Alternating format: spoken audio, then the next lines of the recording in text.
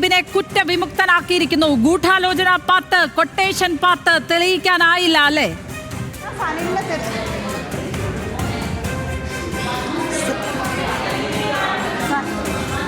സനിൽ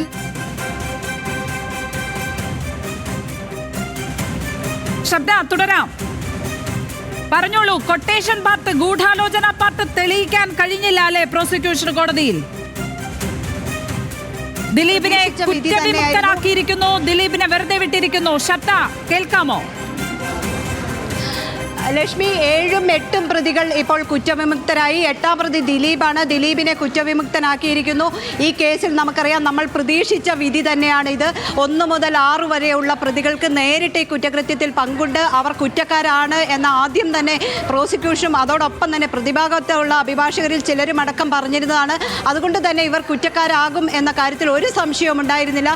എന്നാൽ ദിലീപിനെ സംബന്ധിച്ച്, 8ാം പ്രതി ദിലീപിനെ സംബന്ധിച്ച് ദിലീപിനെ കുറ്റവിമുക്തനാക്കും എന്ന ആദ്യഘട്ടം മുതൽ ഈ കേസ് ഫോളോ ചെയ്യുന്ന ആളുകളെ സംബന്ധിച്ച് വ്യക്തമായി അറിയാമായിരുന്നു. കാരണം അതിൽ പ്രോസിക്യൂഷന്റെ പരാജയമോ അത്തരത്തിലുള്ള അല്ലെങ്കിൽ മറ്റ് പല ഘടകങ്ങളോ ഒന്നുമായിരിക്കില്ല. ഞാൻ നേരത്തെ നമ്മളൊക്കെ ഇത്രയും നേരവും പറഞ്ഞുകൊണ്ടിരുന്ന ഗൂഢാലോചന കുറ്റം, ഒരു ഗൂഢാലോചന കുറ്റം തെളിയിച്ച സാഹചര്യം അല്ലെങ്കിൽ അത്തരത്തിലുള്ള ഒരു ചരിത്രം തന്നെ ഇന്ത്യൻ നീതിന്യായ വ്യവസ്ഥയുടെ ചരിത്രത്തിൽ തന്നെ വളരെ കുറവാണ്.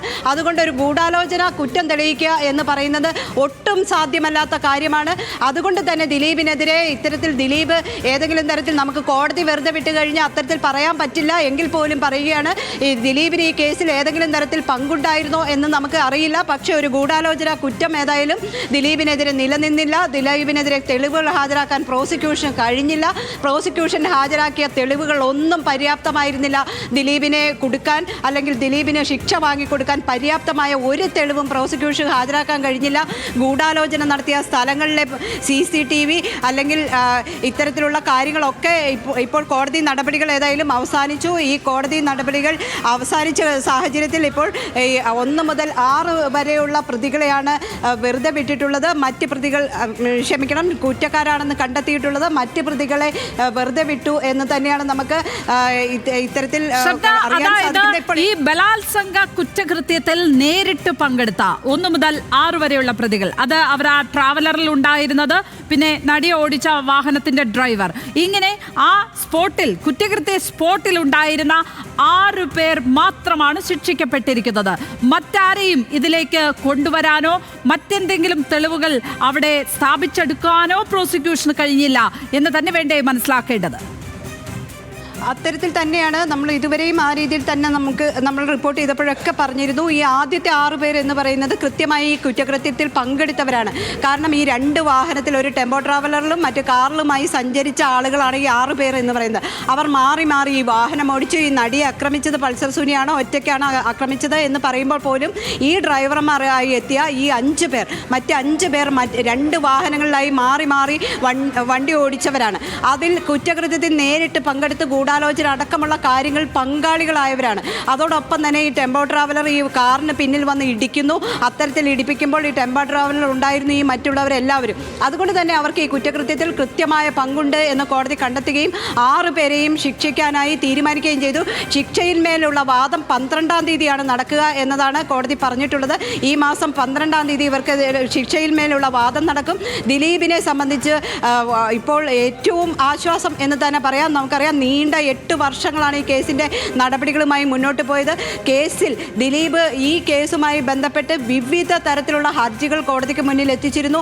അതിൻ്റെ വിചാരണ നടപടികൾ തടസ്സപ്പെടാനാണെന്ന ആരോപണം ഉയർന്നിരുന്നു. CBI അന്വേഷണം വേണം, തൻ്റെ ഗൂഢാലോചനയാണ് ഇതിന് പിന്നിൽ, കേസ് റദ്ദാക്കണം, തൻ്റെ ജാമ്യം നൽകണം, അതോടൊപ്പം തന്നെ ഈ മെമ്മറി കാർഡുമായി ബന്ധപ്പെട്ട വിഷയം, അത്തരത്തിലൊക്കെ നിരവധി ഹർജികൾ നമുക്കറിയാം. ഇതിൻ്റെ റിപ്പോർട്ടിങ്ങിലുണ്ടായിരുന്ന ആളുകൾ, കൊച്ചിയിലുണ്ടായിരുന്ന ആളുകളെ സംബന്ധിച്ച് കൃത്യമായി അറിയാം. ഏകദേശം ഒരു 70-ലധികം ഒക്കെ ഹർജികൾ നൽകിയിട്ടുണ്ട് ഇതിൻ്റെ ഉപഹർജികളായിട്ട് വിവിധ കോടതികളിൽ, ലോവർ കോർട്ട്, അതോടൊപ്പം തന്നെ ഹൈക്കോർട്ട്, സുപ്രീം കോർട്ട് അടക്കമുള്ള ഇന്ത്യയിലെ മുഴുവൻ നിയമ സംവിധാനങ്ങളെയും ഉപയോഗിച്ച് ആ രീതിയിൽ ഈ കേസിൽ ഫൈറ്റ് ചെയ്യാൻ ദിലീപ് തയ്യാറായിരുന്നു. ആ രീതിയിൽ ഫൈറ്റ് ചെയ്യുകയും ചെയ്തു. ഒരു പക്ഷേ ഇത് പ്രോസിക്യൂഷൻ നമുക്കിപ്പോഴും ഈ കോടതി വെറുതെ വിട്ട ആളുകളെ സംബന്ധിച്ച് അത്തരത്തിലൊന്നും പറയാൻ പാടില്ലാത്തതാണ്. പക്ഷേ ഗൂഢാലോചന എന്ന് പറയുമ്പോൾ അത് തെളിയിക്കാൻ പറ്റിയിട്ടുണ്ടോ, ഈ രാജ്യത്ത് തന്നെ ആ രീതിയിൽ ഗൂഢാലോചന കുറ്റങ്ങൾ തെളിയിക്കാൻ പറ്റിയിട്ടുണ്ടോ എന്ന കാര്യത്തിൽ സംശയമാണ്. ഗൂഢാലോചന ഏതായാലും തെളിയിക്കാൻ പ്രാപ്തമായ ഒരു തെളിവും പ്രോസിക്യൂഷൻ ഹാജരാക്കാൻ സാധിച്ചില്ല. തികഞ്ഞ ആത്മവിശ്വാസത്തിലായിരുന്നു അഭിഭാഷകർ ഇന്നലെ മുതൽ. നമ്മൾ സംസാരിക്കുമ്പോഴും ആദ്യഘട്ടം മുതൽ അത്തരത്തിൽ പറഞ്ഞിരുന്നെങ്കിലും ഇത് വിധി പറയാൻ മാറ്റിയ വേളയിലൊക്കെ അഡ്വക്കേറ്റ് ബി രാംപിള്ള, അതോടൊപ്പം തന്നെ അഡ്വക്കേറ്റ് ഫിലിപ്പ് ടി വർഗീസ് അടക്കമുള്ള അഭിഭാഷകർ തികഞ്ഞ ആത്മവിശ്വാസം പ്രകടിപ്പിച്ചിരുന്നു. ഒരു തെളിവും ദിലീപിനെതിരെ പ്രോസിക്യൂഷൻ ഹാജരാക്കിയിട്ടില്ല.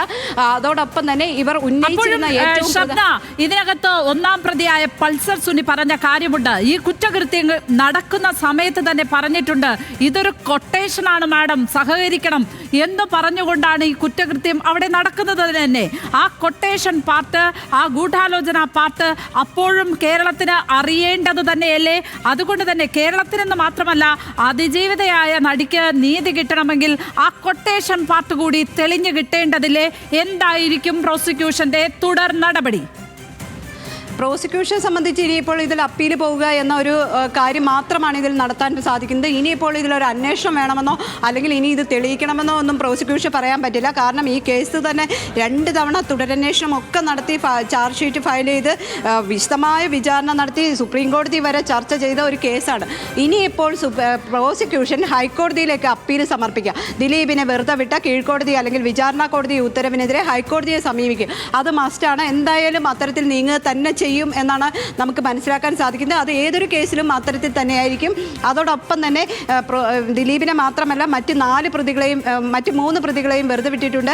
6 പേരെ ശിക്ഷിക്കുകയും 4 പേരെ വെറുതെ വിടുകയുമാണ് കോടതി ചെയ്യുന്നത്. അതുകൊണ്ട് ഈ 4 പേരെ വെറുതെ വിട്ടതിനെതിരെ പ്രോസിക്യൂഷൻ അപ്പീൽ സമർപ്പിക്കും.